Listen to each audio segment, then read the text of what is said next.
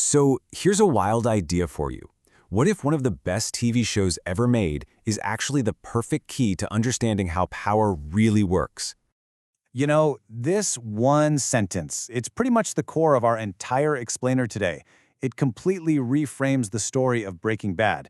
And maybe, just maybe, it'll reframe how you see the world too. I know, it's a bold question, right? But stick with me here. The story of a high school chemistry teacher who becomes a meth kingpin, well, it turns out to be a surprisingly good guide to the hidden rules and incentives that shape, well, everything, from black markets all the way to public policy. See, on the surface, Breaking Bad feels like it's all about one man's choices and his descent into darkness. But if you look a little deeper, it's really about a guy who stumbles into a complex system that was already there, a system with its own rules, its own turf wars, its own consequences. He thinks he's the one calling the shots, but for a long time, he's just reacting to a network he doesn't even know he's in. All right, so first up, we're going to treat the show like a case study. We're going to follow Walter White's journey to learn how to spot these systems that are humming along just beneath the surface of our everyday lives. And this kind of gets at Plato's famous allegory of the cave. You've got these prisoners who have only ever seen shadows projected on a wall, and they think that's reality. We do the same thing all the time. We focus on the big, visible actors, the politicians, the CEOs, the Walter Whites of the world, not realizing they're often just shadows being cast by a much larger, invisible structure. Okay, so to really see that hidden structure, you gotta know the lingo. In this next section, we're gonna break down the language of systems so you can start spotting them in the wild. So think of a node as basically any player in the game. Walter White is a perfect example. When he decides to make his math super pure, he isn't just making a better product. No way. He's sending a shockwave through the entire network. Suddenly, he's got new buyers, he's threatening his rivals, he's changing the rules for everybody. He's just one node, but his decisions ripple outwards. And this is the big one. This distinction is absolutely crucial. Walter thinks he's building a tower, a top-down, centralized empire, with him as the king. But the reality is he's playing in a square, a decentralized, messy, peer-to-peer network. There's no one person in charge. Order just kind of emerges from all these individual deals and double crosses. So what makes this square tick without a boss? Well, there's this idea called public choice theory. And it basically says that people, whether they're drug dealers or bureaucrats, are mostly driven by their own personal incentives, not some grand, noble purpose. Walter wasn't trying to improve the narcotics industry, he was trying to make money for his family. And that self-interest, multiplied across the entire network, is what makes the system predictable and self-organizing. Okay, you ready? Because now we're going to make the big leap. We're going to take this lens we've built, this idea of the tower versus the square, and apply it to the very real world of public policy using the pandemic as our case study. This lays it out perfectly. The tower view says the pandemic response was pretty straightforward. You had experts coordinating and making the best decisions they could with the science they had. But the square view asks different questions. It says, hang on, let's follow the money.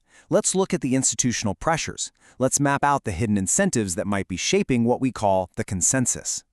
So, how does influence actually work in a system like this without some secret memo going out?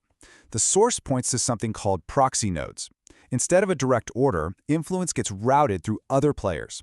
So, for example, a government agency funds a university research group. That group then publishes a report that flags certain online narratives as problematic. Then, the social media platforms use that report to guide their content moderation. See, it's not one big conspiracy, it's a chain of incentives. Each step makes sense on its own, but the end result is that a certain narrative gets filtered, and it's hard to trace it back to the beginning. And here are just some of the ways that filtering can happen.